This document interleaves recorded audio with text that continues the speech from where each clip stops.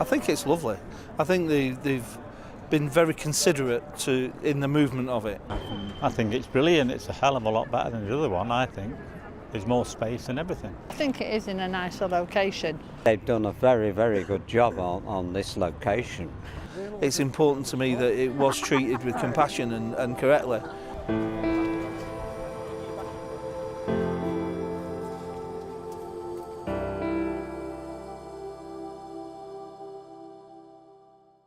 The Cenotaph is one of a series of monuments erected to commemorate the Great War. In 1922, the Manchester arm of the British Legion actually set about coming up with a scheme to do a memorial.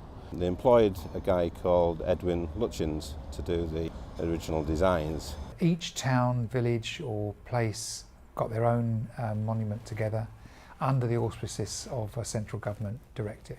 Lutyens was one of the principal architects involved in designing these monuments. The positioning of the monument was cause for great controversy and debate. The monument was originally intended to go in Albert Square, but it was soon realised that there were huge limitations on that, one of which was they would have to move the Albert Memorial. Now, the British Legion had actually set a budget of £10,000 for carrying out the works, and to move the Albert Memorial would actually take quite a chunk of that budget. So other areas were looked at.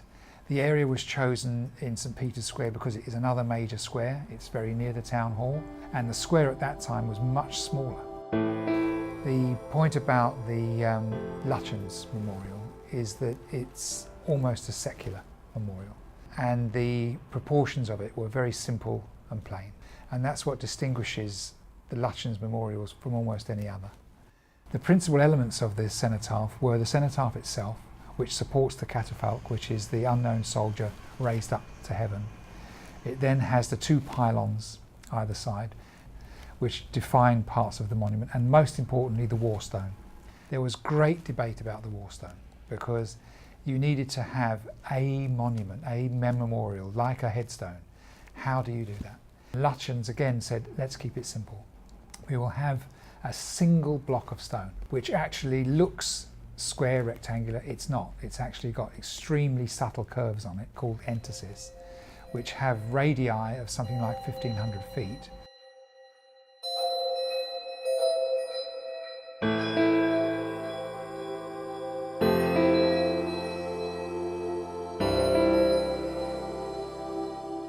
In all things, time never stands still, history never stops.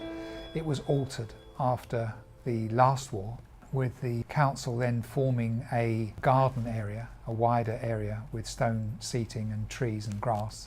The grassed area was so that individuals can place their remembrance crosses in the ground, and that's become an extremely important part of the ceremony everywhere. Again, that worked reasonably well, had the corps of veterans that could line up around it, they could march past and salute the monument. Things then went awry, let's say, when the new tram system came in, and the tram station was interspersed into the monument. It caused problems in how the monument was presented, how the ceremonies worked. You had to get people going around the platform. You have the situation of the Master of Ceremonies of the Cenotaph Memorial conducting the band and the corps of veterans from the platform while the band is on the tracks down below. We've had the Town Hall extension and the library, which took away a huge one side of the square. We had the Peace Gardens, took away another side of the square. So the whole of St Peter's Square suddenly became a huge space, in which made it look like the monument suddenly became very small. And then the metro tram system needs another line. So where's it going to go? Again, lots of debate through the square. So here was a major opportunity now to do something to free up that monument, to put its dignity back again. The issue with the Cenotaph moving, the requirement for it to move at that stage, was that the second city crossing actually comes through St Peter's Square as a construction programme. There was a desire to ensure that it was moved to a new location ready for the centenary.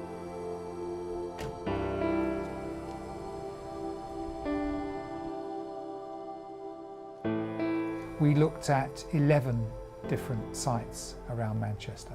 One of the choices was the present position, bounded by the old town hall and the new town hall extension, which formed a natural part of a square.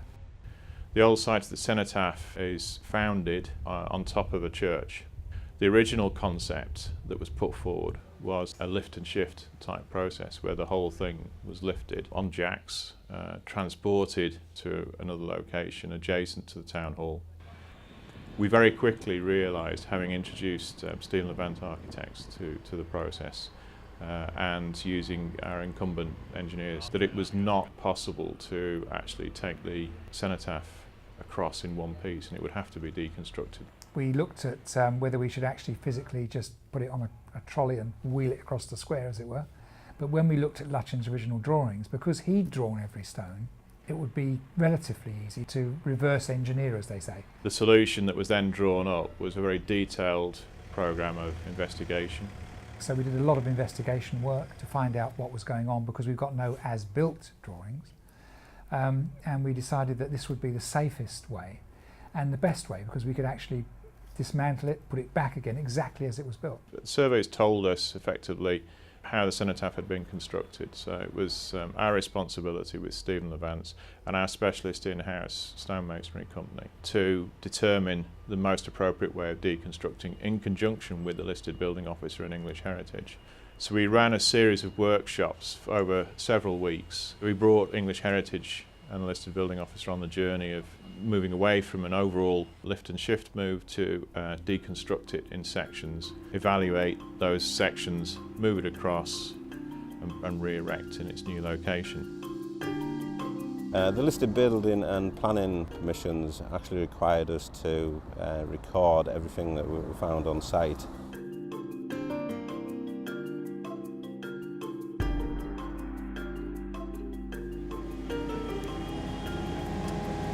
Needs to go 20 million further than what you had it last time, yeah?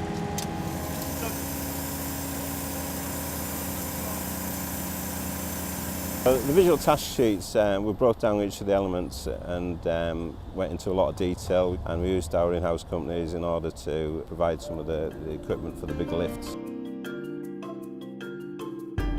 The first of these lifts was on a January night where we looked at doing the Great War Stone. We had done an outline methodology, then we had done the visual task sheet, but as with any historic monument, there's always the unknowns. And in this particular instance, we weren't sure how it was founded, whether it was on a concrete foundation or not. We removed the pavement flags and we had to alter our methodology on the night due to what we found. We came up with a scheme to sling the Great War Stone and put it onto a temporary pallet.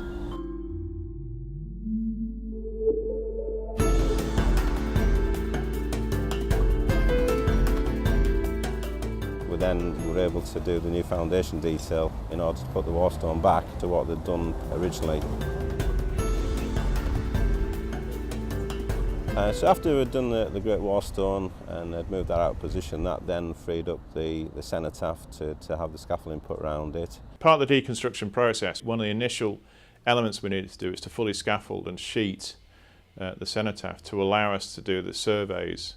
The decision was made that we made the scaffold not just suitable for access, but also from lifting point of view as well. So we actually placed a lifting beam within the construction of the temporary works. All the scaffolding had to be freestanding. We hadn't put any sort of fixings onto the structure itself. Whilst that work was going on, we went onto the obelisks and started removing those.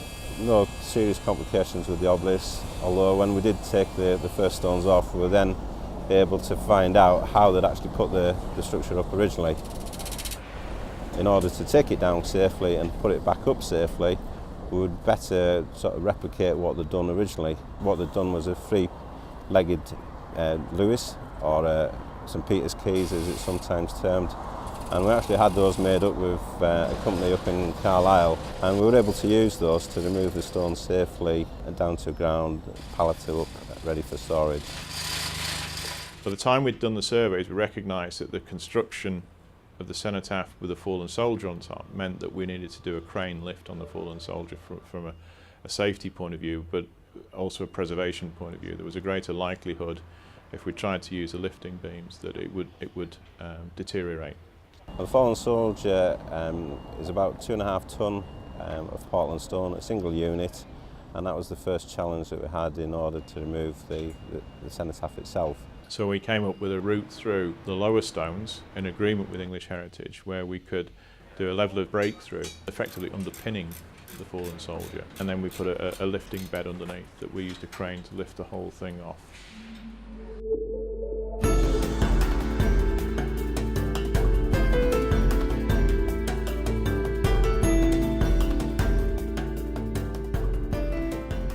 We agreed we'd take the top section down above the wreaths. We'd stop at the wreaths and we'd re-evaluate how the wreaths had been installed at that stage, because by taking the top of the cenotaph off it would expose the core, and we weren't sure at that stage what was actually retained within the core.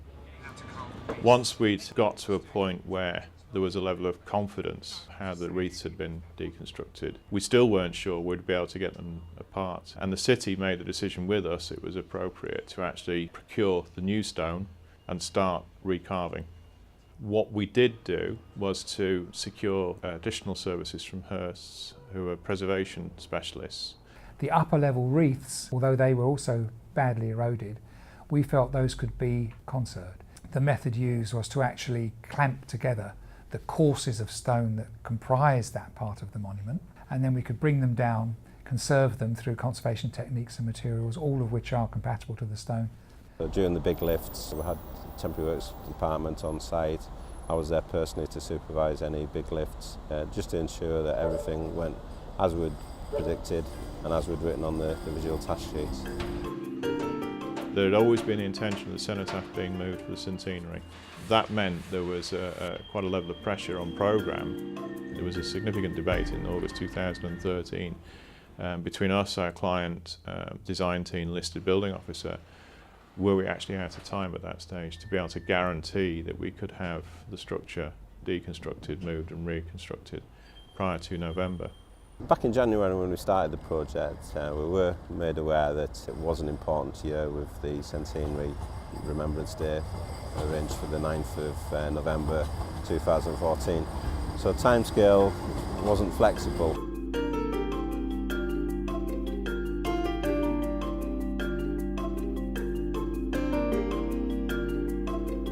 In terms of the re-erection process, it was almost a reversal of what we did in terms of the deconstruction, and the fact that we had a learning curve on the deconstruction made life much easier in terms of being able to replace, but it went back up with millimetre accuracy to the original form.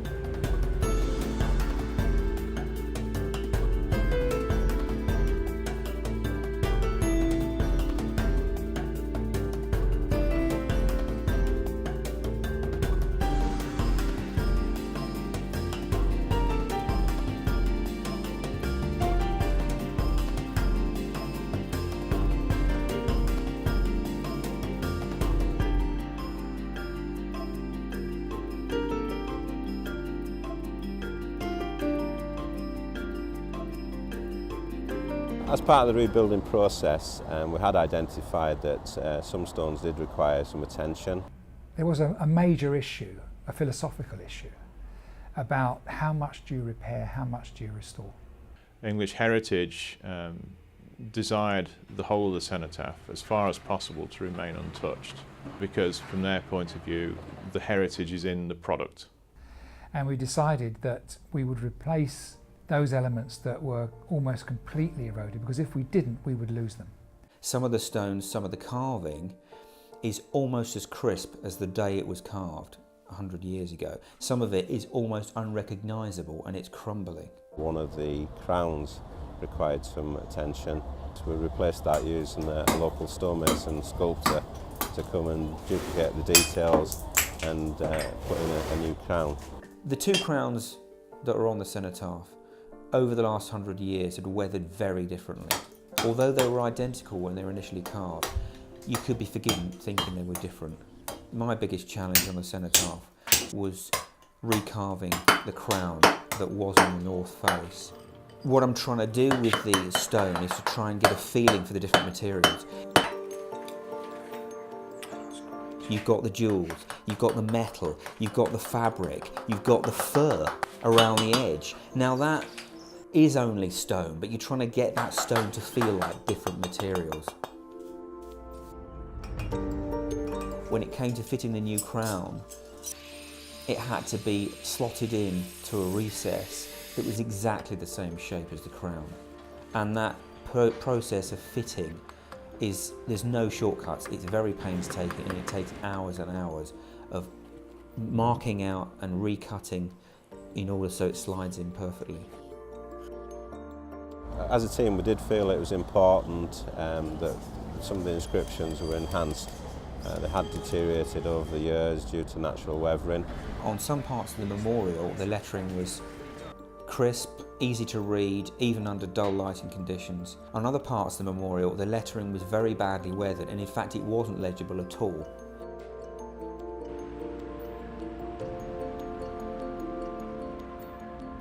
So one of the elements was to increase the grassed area, which allows a greater opportunity for people placing their individual tributes. And in the centre of the grassed area is the central path, the new central path, and that's tapered. And again, that's tapered, picking up elements that Lutyens had on his drawings. So when you look at the monument from the town hall doorway, the tapering effect makes it look much bigger and longer. The other element that came into this in terms of the new setting was a particular requirement for the type of stone. We actually did testing on the existing stone and mortar to get as close a point as possible from two separate quarries down in Poole Dorset. One new element that we were asked to incorporate was a memorial wall. Again, taking a lead from Lutyens.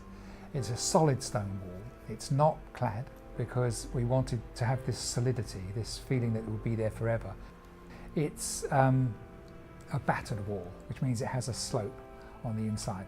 The reason for that is so that when memorial plaques or carvings are placed against it, when you're standing looking at it, it lines up with your eyes. So the idea was to have this area which at one time is public, but also can be used in a kind of private capacity. People can sit on the bench, which is again without back, so that it can face either way. You can contemplate the monuments on the wall, or you can contemplate the grassed area or the main monument itself. The principle of accessibility is also really important. So now every access to that area is accessible to all. We actually achieved programme date to reconstruct the cenotaph to the original date that we'd anticipated. The core management team for the deconstruction reconstruction process really came from the experience that we'd had on the main building works at the Town Hall Extension Central Library. We give thanks also for the work of those who have designed and built this new place of remembrance, and the skill of those who have worked so hard to remove the cenotaph and rebuild it here, stone by stone. May we too be built together in one community as a worthy memorial to those who work and long for peace.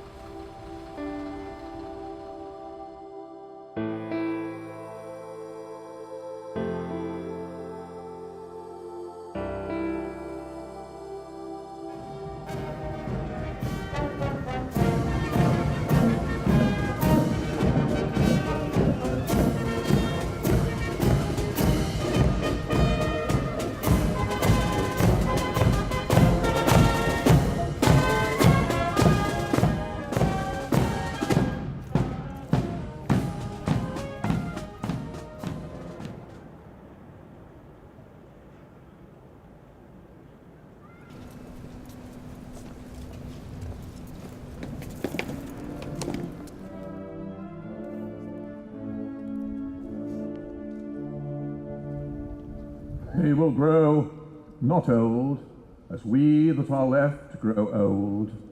Age shall not weary them, nor the years condemn. At the going down of the sun, and in the morning, we will remember them. We will remember them. When you go home, tell them of us and say, for your tomorrow we gave our today. The selection of the team, the way it's worked, has been brilliant. I mean, as an architect, you couldn't ask for better. We were aware that obviously it's of historical significance and it is an important monument. We were employed for our skills in both the restoration and conservation fields, and we do have a sensitivity as to what's required on these particular types of work. I've worked on graded listed buildings before as part of my overall career development, but certainly not on the scale of this. In order to do the work, we did put a small team of people together, people that have been employed with us long term. Everybody was just determined this would work, and that determination and that drive has gone right through the contract. And not just with the contractors, you've got the whole of the town hall, the whole client side, if you like. Everybody was willing this to happen and make it happen, and they did. Very positive feedback coming from the veterans groups. Our thanks must go to the veterans themselves because they played a part in this relocation. I think the project's been handled very sensitively, very well. We've been kept up to date all along. Every now and again we'd get a nervous phone call saying we're about to take the rose off from the Cenotaph, we're hoping it doesn't fall apart, but it's been exemplary the way that the very careful heritage work has been carried out, and you can see the result of that today. We're delighted with the setting. I think it's gone very well. I think it's a great relief to the many people and organisations that have been involved, worked so incredibly hard over the last 12 months to make sure everything was in place for today. I thought the service was great. What was also, I think, quite revealing and actually reassuring was the number of additional people who clearly were able to participate in the event. This is for everybody in Manchester and everybody in the surrounding areas. It has to be.